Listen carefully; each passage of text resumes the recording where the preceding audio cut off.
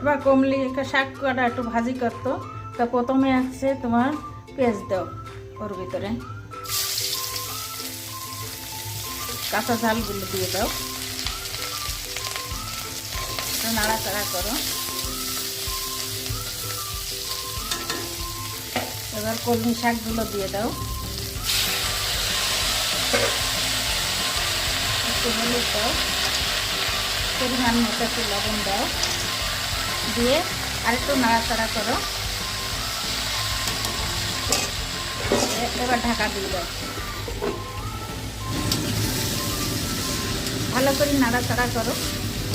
যদি জলটা শুকাই গেলে তারপরে নামাই ফেললে হয়ে গেল।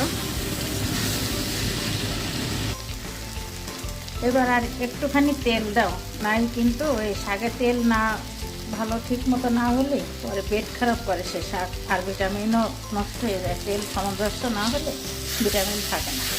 তাই যে দেখো, হ্যাঁ হ্যাঁ শাক ভাজি হয়ে গেছে, এবার নামাই ফেলতে হবে। তো দেখো বন্ধুরা, ছোটো ছেলেকে আজকে কলমি শাক ভাজি করা শিখালাম, তা ও নামাতে পারে না, তার জন্য আমি নামাই তোমাদের এই যে দেখাই দিলাম। তোমরা ভালো থাকো, সুস্থ থাকো, শুভ দুপুর।